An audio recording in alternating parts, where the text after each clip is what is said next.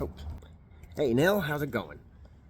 So, I know you already know some stuff about one-handed spinning with two poi, and that's why I want to make this like beginner how to get used to the meteor thing, because there was a couple changes I realized that for me, moving from these to the meteors, and one of them is length, so these are a bit longer, right, when I'm holding them, and the meteors, when I hold them in the middle, are significantly shorter. The tether, it doesn't really need to be that long. These are kind of long and they take up space. So, but the tether, you could actually probably have it shorter and still get a similar effect, because most of the action happens right here. Well, right here. I was just paying attention to it to try to kind of give you these pointers. And what I do when I hold it is I actually find that I hold it on my middle finger and grip it like this, and use my pinky side and my ring finger side kind of as tools to manipulate the different sides. But my pinch point is right here, and that'll become important for like this wall plane-ish stuff. I'm trying to do it in essentially a wall plane. I'm holding very, very, I'm trying to exaggerate it right now, but just with those two middle ones, if I hold it like this and I have my this much taking up the rope versus this tiny amount, that's as kind of as thin as my planes can be parallel to each other. They're out here, and then they tend to start getting Xy. And so to get two in between your arms, that kind of pinch is really helpful. And then another thing is you can use these independently. So when I have two poi, I operate this bottom knob with these two fingers almost independently, and then this top knob with these ones. So I can kind of, use this to cancel out the bottom, use this part here to cancel out the swing of that, or I can use that part independently, to get, so I'm trying to get it on camera, to get it, that's kind of how I do two poi in one hand. And so holding it with that middle one gives me an ability to kind of do something similar. It's weird, but these are doing independent things, the pinky and the pointer, right? Again, like I would hold it like this. I'm not really holding it like that. I have my hand out, but this is where the pinch is, and then these are independently manipulating the ends. So that's just kind of like the grip thing that you might notice when you have the meteor thing. And then there's a really cool way to think about, the way I like to think about it, which I think you might also appreciate, is when you have an atom, your center of rotation gets really close together. You can kind of think of this as an atom with your planes folded in, and then this, which looks like this, just rotated, as a type of atom with your planes, because there's a little bit of an X there. So I just think of this as an atom in each hand, and I can collapse them so that I get, so this is the collapsed version of same direction. So I'll aim it at you, boop, same direction, and then split up, and same. But see, that's kind of atomic, right? So there's this correlation there, and just messing around you'll be able to discover it. So I'm going to show you in horizontal 1 beats. So the top is spinning, it's this. Oh man, gotta get to the frame. This. So each poi spinning a 1 beat on each side, staying on its same side. You can do that in the horizontal too, right? So thumbs on top, and I'm spinning one way. Thumbs on top, spinning the other way. Now I can do pinky on top, spinning one way, or pinky on top, spinning the other way. Those 4 variations, it's essentially, this is a opposite direction hint. This is where I'm going with that. So one of them will collapse into this. So if I take this and I start moving my center of rotation up and down, I can bend it into a butterfly thing. right? And this is butterfly, thumb on top. Go back to this, switch, pinky on top. There's a butterfly with the pinky on top. This is a secret. This thing is, it's the thing that makes a lot of opposite direction, like butterfly style shit, workable. It took me a long time to figure that out. That is an annoying posture to get into. You know, this one feels natural. Thumb up feels natural. Doing pinky side, bending that. This feels more natural than some other positions you might find yourself in, but it feels a little weird. It takes getting used to. I'm still getting, I can do the top cap, but there's like you have to use your pinky to give force moving down, and so I'm still really working on that bottom cap. There's a lot of, basically there's two versions, right? You have your thumb up version of any opposite direction move like this, or flip it around and you have your thumb down or your pinky up version. See, still working on it, but optimally, I personally want to be able to do all the stuff in both modes. And then there's thumb side spinning in reverse and stall on the knee, thumb side spinning in forward. And then of course there's non-native. You could do a crosser thing, and then native. So these are all kind of drills that will really, there's so much going on, you know, visually. There's so much going on with 4-poi that I've discovered, you know, what I perceive as the audience appreciating. You don't have to do very much, you know. There's so much going on, you know. Like this is a lot. This is 4 lights, you know. So just holding one still and doing a cap is visually busy, you know. So there's not a whole lot of reason to be doing insanely overcomplicated things. My personal tendency is to try to do that, you know.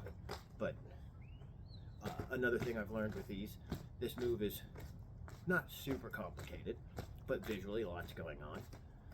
So I've discovered that to the audience, repeating things, that helps a lot. You know, so these drills, anything that you like and that you start drilling, whereas like poi, you might drill parts of a move and then link them together and you get a move and there's a pattern out of it. The individual pieces of 4-poi stuff are they're almost enough visually, you know.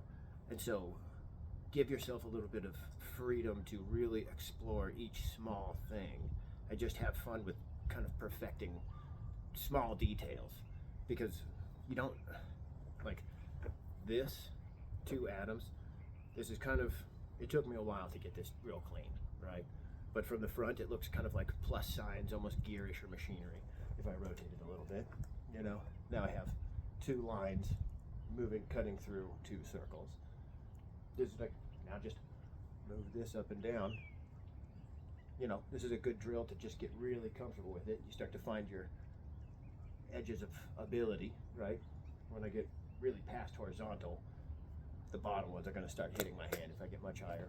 So just doing that sort of exploration gives you a visual effect that you'll be able to use performing, especially if you're really comfortable with it. So that's something else to keep in mind. It's like, drilling is really good.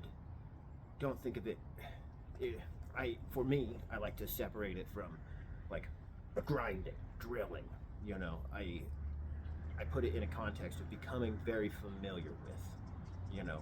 My brain is doing all these connections, like my neurons, my proprioceptors, all the different shit is becoming familiar. So when I find myself here, I know it's like the map is becoming uncovered, right? So like this might be tedious to some people to just do this over and over, you know. It's actually, I find it fun, you know, like paying attention to the different things. You got 4 things. I can take my attention and move it from like the pinchers here, the pinky work here, pinchers here, pinky work here, and, you know, exploring by moving your attention around these different patterns, like just feeling what is going on, you know. It's like, that is almost like a meditation, you know. It's almost like a meditation. It has its own payoff, you know. I don't know if you've ever spun much staff, but I was just mostly showing you this opposite direction stuff.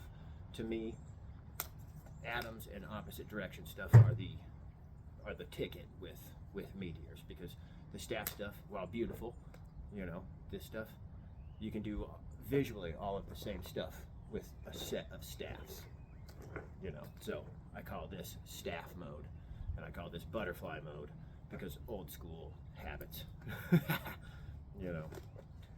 But that's pretty much you know. Oh yeah, and then one other thing I wanted to show you was the gunslinger thing.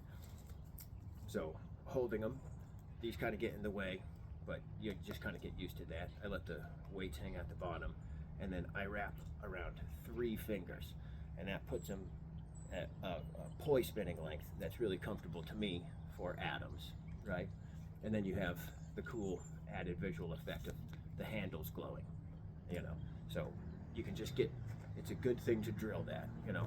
Unwind, wind back up, get used to lengthening, unwind, wind back up, oh shoot, wind back up, like lengthening and unlengthening the tethers, because yeah, once you're real familiar with that, and this next thing I'm going to show you, these are the funnest. They become the most fun, because you can do your poi stuff, all of your 3D shit that you love, you know, all the atomic stuff. You can lengthen them and do the big pattern things. And then with these rolls like that, then you can go into your staff style roll, staff style. And then to get into the opposite direction thing, a couple ways that I like to do it is like from staff style, once you've got the middle grip, spinning forward, just kind of stall the bottom one, and then you can pop into it, and you can do that to get back into staff style. But just right, and like another great drill is to just try to spin the top, just the top one. Keep the bottoms as still as possible. It wasn't very easy for me to get that, and then try to bend, you know, and spin in different planes. Just explore what you're capable of.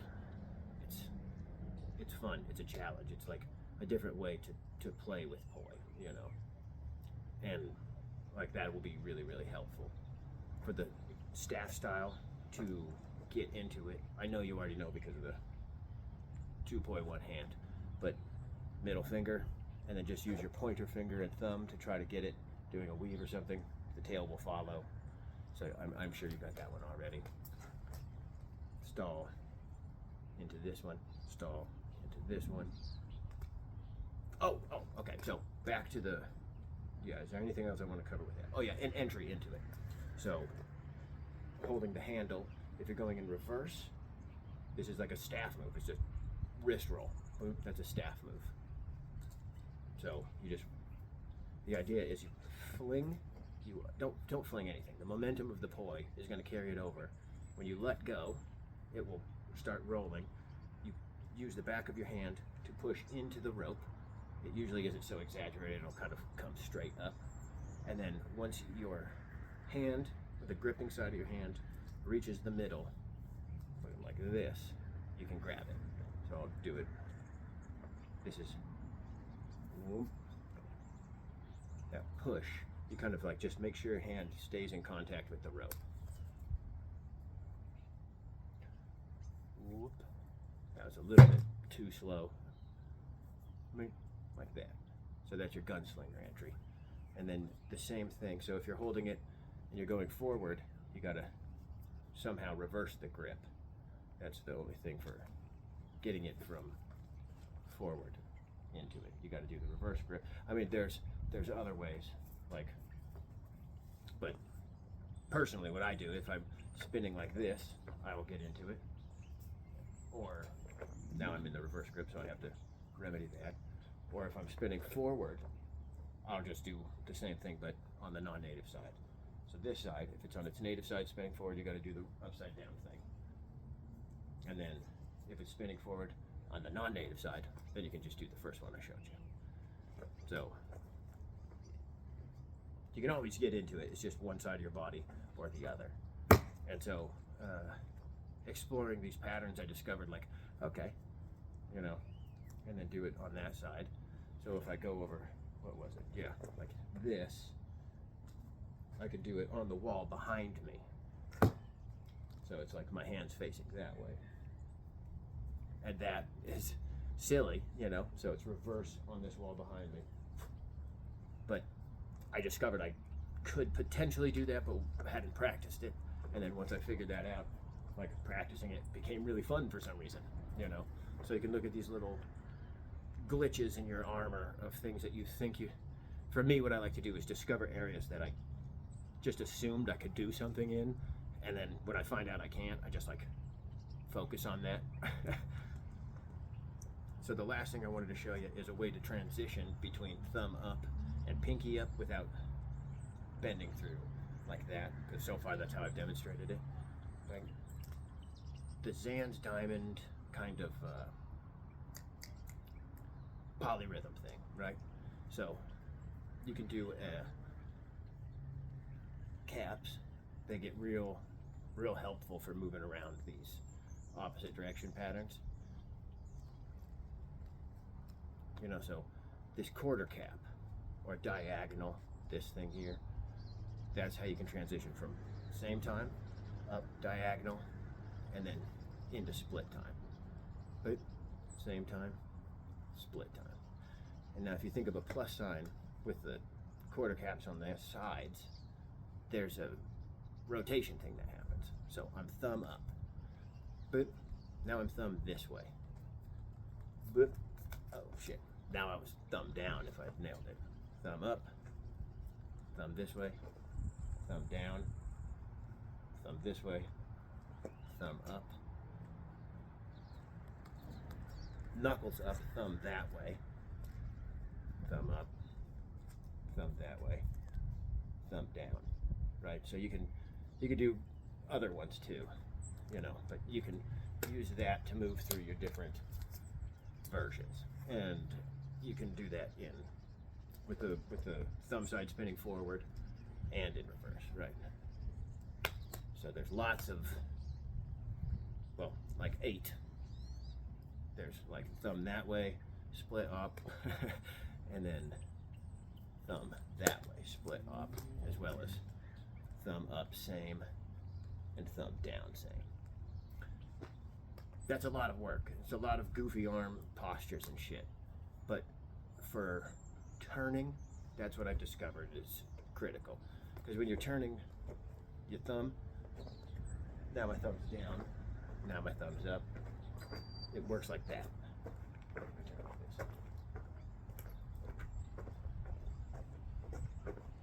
So to demonstrate that, thumb up, thumb down, thumb up, thumb down, thumb up, thumb up, thumb down, thumb up, or thumb down, thumb up, thumb down. So that's how that works. But if you're going in split, like this, thumb this way, thumb this way, thumb this way, thumb this way, or if you go, it works the same way, like this. So pinky this way, pinky this way, pinky this way. It works the same with split up, except for it feels like it doesn't change the way that this one does. So those are kind of like the fundamentals for turning with opposite direction stuff. I think that's all the kind of like stuff I wish I knew when I started. If you have any questions or anything, or if I missed something, I will make another video for you. Have a good, happy holiday.